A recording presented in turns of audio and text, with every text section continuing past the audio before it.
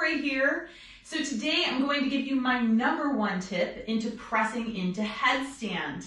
The way I like to work these tutorials is I give you my awesome tip and then I'm going to go back and work fundamentals and foundation with you if you need a little bit more of that support in this. So right off the bat, for those of you that maybe already have a little float in headstand or you're able to get into half headstand, this is going to help you to press up in the pike position, which means legs are straight and you're floating up. All right, this is the game changer. If you can do this, you're going to be able to press up in to your headstand, and that's going to transfer into your pincha work, your forearm balance, and your handstand. All right, so here we go.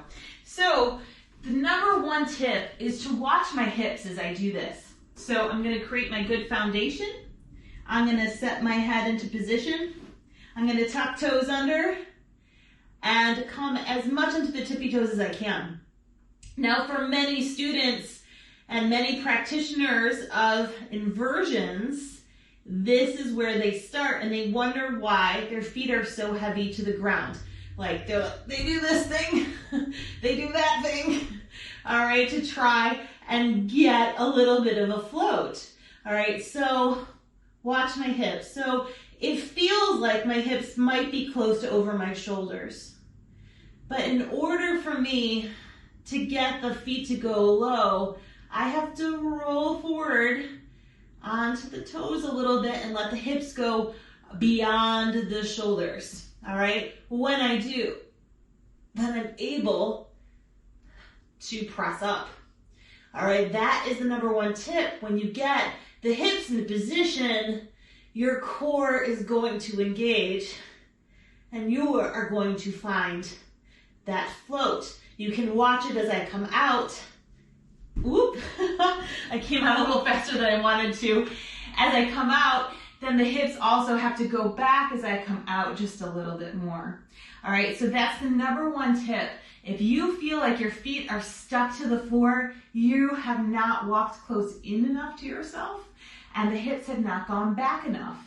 So allowing those hips to make that little nudge over the shoulders is just a hair.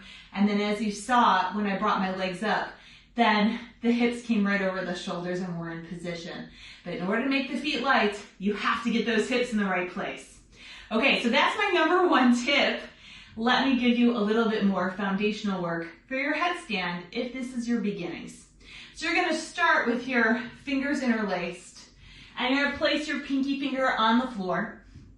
And your base is the most important part in any posture, all right? So whatever is on the ground, if it's wrong, everything's wrong.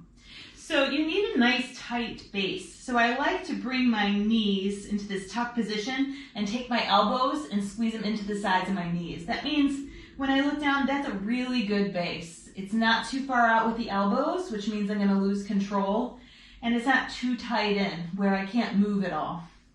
All right, so from there, you're gonna place the crown of the head into your hands. And when I do this, just a little bit of my forehead is touching. So by no means do I feel the top of my head engaged in the floor. So you're here, tuck toes under. Now, if you're in your beginnings, it's still about getting the hips in the right place. So watch my toes and see how the hips come back. But we're gonna bring one knee into the chest. We don't wanna do this. This means you're gonna fall over, all right? So bring one knee into the chest and then come down and then bring another knee into the chest. And then over time, you gain the confidence to come into what we call half headstand, this nice tuck position. And you float there. And then maybe you get confident enough to bring one leg up and then the other leg up and find your headstand. And now I'm going to come down as slow and as light as possible. So if you're falling out of your headstands, of coming down, try and slow it down a little bit more. A little bit more ab work is going to help you out. So I hope just a few of these tips are going to help you be brave enough to begin working in inversions or to begin that first press up into an inversion. if you need to, take it to a wall. All right, especially for that hip thing, you'll start to feel the hips hit the wall and you'll be like, oh, I'm a little closer. I'm a little closer to getting those hips to come back a little bit more so I can get the feet to fly.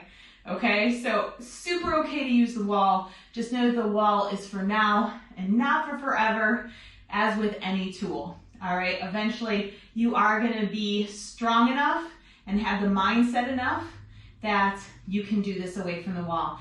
Please remember, especially with supported headstand, which is what we're working on today, is very little to do with strength or flexibility and everything to do with getting your mind in the right place, that this is possible and stacking the bones in the correct way. If you can do that, you're going to be unstoppable, not only in headstand, but in your arm balances, your inversion work, and deeper back bends. And if you're curious on how to do that work, come join me. I have an online program, 4 to 5 live stream classes a week, a huge bank of on-demand classes, meditations, posture tutorials, and an awesome community that is going to be there to support you on your journey, one-on-one time with me, challenges. We have so much going on in that program, and I think it was meant for you. So come join me. I hope to meet you on your mat soon.